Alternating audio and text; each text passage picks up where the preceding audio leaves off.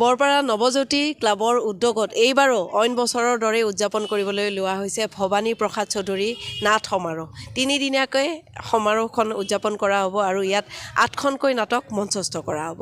2খনকৈ নাটক বঙাইগাঁৱৰ থাকিব আৰু অসমৰ ভিন ভিন জিলাৰ পৰা আহিব বিভিন্ন নাট্যগোষ্ঠী দলসমূহ আহিব, বিভিন্ন NSDN আহিব, হিমাংশু প্ৰসাদ দাস থাকিব আৰু খুব সুন্দৰ নাটক যিবোৰ ইতিমধ্যে বহুলভাৱে জনপ্ৰিয় হৈ উঠিছে তেনেকুৱা ধৰণৰ নাটক ইয়াত মঞ্চস্থ কৰা হ'ব। বঙাইগাঁৱত পৰিৱেশ নাটকৰ নতুন নহয় কিন্তু নতুন উৎসাহেৰে এই নাটক দলবোৰক আমন্ত্ৰণ কৰা হৈছে আৰু এই নতুন উৎসাহেৰে নৱজ্যোতি ক্লাবে আয়োজন কৰি উঠিছে এইবাৰৰ এয়া ভৱানী প্ৰসাদ চৌধুৰী নাট মহোৎসৱ। মহামহামণিকীৰ ভিতৰত এগৰাকী অন্যতম আছিল ভৱানী প্ৰসাদ চৌধুৰীদেৱ। তেখেতৰ আঙুলিত ধৰি এই অঞ্চলৰ বহু লোকে নাটকৰ অ আ ক খ শিকিব লৈছিল। তেখেতৰ পবিত্ৰ কৰণত আমি বৰপাৰা নৱজ্যোতি ক্লাবে যোৱা বছৰৰ পৰা ভৱানী প্ৰসাদ চৌধুৰী বৰণী নাট সমাৰোহ নামেৰে এখন নাট সমাৰোহ অনুষ্ঠিত কৰি আহিছোঁ। আমি দ্বিতীয়বাৰ পৰা এইবাৰ কৰি দিছোঁ হওক।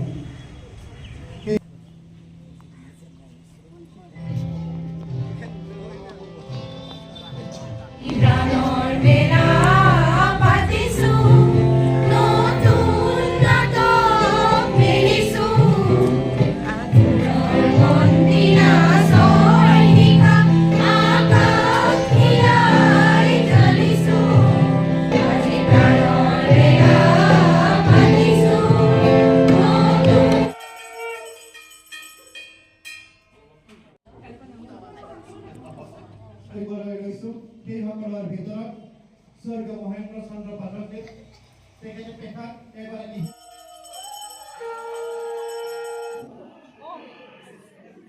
ভৱানী প্ৰসাদ চৌধুৰী নাট সমাৰোহৰ আজি প্ৰথমটো দিন আৰু আজি শুভাৰম্ভ কৰা হৈছে ইতিমধ্যে আৰু আজি 2খনকৈ নাটক প্ৰদৰ্শন কৰা হ'ব। আমি কথা পাতিছোঁ কি প্ৰদৰ্শন কৰা হ'ব। আমাৰ আজি প্ৰথম দিনৰ আমি দুটা নাট্য দলৰ 2খন নাটক বৰপেটাৰ পিনাকৰ নাটক হয় বাৰে বাৰে হয় আৰু অন্য এখন নাটক মুখা বৰপেটাৰ মুখাৰ সুদৰ্শন চক্ৰ। এই 2খন নাটক আমি আজি প্ৰথম দিনত আমি মঞ্চস্থ কৰাৰ কাৰণে বৰপেটাৰ পৰা 2টা নাট্য দলক আমি আমন্ত্ৰণ জনাইছোঁ। শিশু নাটক প্ৰদৰ্শন কৰা হ'ব এইবাৰ মহোৎসৱত। আমাৰ এইবাৰ আচলতে 2টা আছে, শিশু নাটকো আছে, আমাৰ প্ৰাপ্তবয়স্কৰ নাটকো আছে। এই 2টা মিলাই পেলাই আমি কৰিম। আমাৰ বৰপাৰা নৱজ্যোতি ক্লাবৰ যিখন আছে সেইখন আমাৰ শিশু নাটকে হয় আৰু পিনাকৰ যিখন আছে ভয় বাৰে বাৰে হয় সেইখন শিশু নাটক। তেখেতসকলে যোৱা বছৰো ইয়াতে মঞ্চস্থ এখন শিশু নাটক মঞ্চস্থ কৰিছিল, দৰ্শকে আমোদ পাইছিল।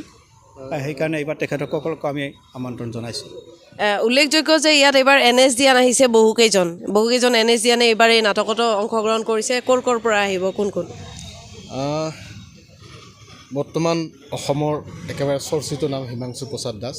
আমি হিমাংশু প্ৰসাদ দাসকো আমন্ত্ৰণ কৰিছোঁ। তেখেতে শেষৰ দিন অৰ্থাৎ 3 ডিচেম্বৰ গুৰিনিকা মিৰ্জাৰ ফালৰ পৰা দ্য গ্ৰেট ইনভেষ্টিগেশ্যন নাটকখন তেওঁলোকে মঞ্চস্থ কৰিব।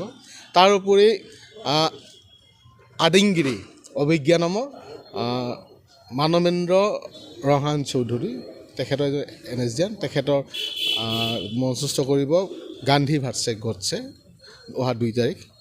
আমি এইবাৰ বিশেষকৈ বহল ভিত্তিত অলপ অনুষ্ঠানটো আয়োজন কৰিব লৈছোঁ। সেইকাৰণে আমি বাহিৰৰ দলকেইটা মাতিছোঁ। আমাৰ বঙাইগাঁৱৰ 2টা দলে থাকিব, আমাৰ কণ শিশুসকলে নাটকখন কৰিব আৰু বঙাইগাঁৱৰে বেংগলী নাট্য গ্ৰুপ এটা নাট্যনীৰ তেখেতসকলে এখন পটকথা বুলি নাট প্ৰদৰ্শন কৰিব। আৰু অহাকালি আৰু আজি যিহেতু কৈয়ে দিলে অহাকালি কাইলৈ আৰু পৰহি কি নাটক আছে একেবাৰে কৈ দিম। অহাকাইলৈ আজিখিনি গ'লে অহাকালি আছে অভয়াপুৰী উৎসৰ গদা পৰ্ব, তাৰপিছত সোণাক চামতা নলবাৰীৰ জলটিপুৰীৰ জলফাই আৰু অভিজ্ঞা নামৰ গুৱাহাটীৰ গান্ধী ভাৰ্চেছ গডছে। এই 3খন নাটক অহাকালি মঞ্চস্থ হ'ব।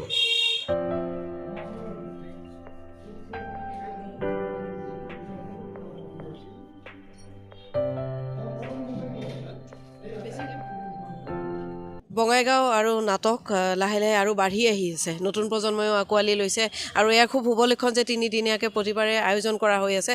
এইবাৰ বঙাইগাঁৱত NSDN আহিব শুনি আছোঁ কেইবাজনো। এইবাৰ নাটকত অংশগ্ৰহণ কৰিব কোন? এইবাৰ আমাৰ ইয়াতে হিমাংশু প্ৰসাদ দাস ৰাষ্ট্ৰীয় নাট্য বিদ্যালয়ৰ স্নাতক, তেখেতৰ এখন নাটক দ্য গ্ৰেট ইনভেষ্টিগেশ্যন বুলি, আৰু ৰণহাং চৌধুৰীৰ এখন নাটক আহিব, মানৱেন্দ্ৰ ৰণহাং চৌধুৰীৰ, সেইখন হৈছে গান্ধী ভাৰ্চেছ গডছে। তাত থাকিব সেয়ে নেশ্যনেল স্কুল অফ ড্ৰামাৰ স্নাতক ৰাজু ৰায়। আৰু ভাল লগা খবৰ এইটোৱেই আমাৰ কাৰণে যে আমাৰ বঙাইগাঁৱত ভৱানী প্ৰসাদ চৌধুৰীৰ সৰণি নৱজ্যোতি ক্লাবৰ উদ্যোগত যি নাট সমাৰোহৰ যি আয়োজন কৰা হৈছে, তাত আমি দেখা পাইছোঁ যে বহুত দৰ্শক ৰাইজৰ বহুতো উৎসাহ দেখা পাইছোঁ, ভাল লাগিছে। আৰু সকলোৱে আগবাঢ়ি আহিছে, আমাক সহায় সহযোগিতা আগবঢ়াইছে, এইখিনি। আৰু নাটকৰ লগত সংগতি ৰাখি আমি দেখা পাইছোঁ যে খুব ধুনীয়াকৈ ইয়াত কিছুমান মেছেজ দিয়া হৈছে, লগতে মাস্ক বনোৱা হৈছে। কাৰ পৰিকল্পনা? নহয়, এইবিলাক আচলতে নিজে ভাল পাওঁ, নাটক সৰুৰ পৰাই ভাল পাওঁ কাৰণে, নাটক অভিনয় ভাল পাওঁ কাৰণে, ভাল লগা কামটোত লাগি থাকি ভাল লাগে। আৰু তাত মই কোনো ধৰণৰ মানে কেতিয়াও বিৰক্তি অনুভৱ নকৰোঁ, তাৰমানে বিৰক্ত নহওঁ, তাৰমানে কৰি থাকোঁ, এনজয় কৰোঁ, সেইটো কামতে শ্ৰদ্ধা কৰোঁ। ধন্যবাদ।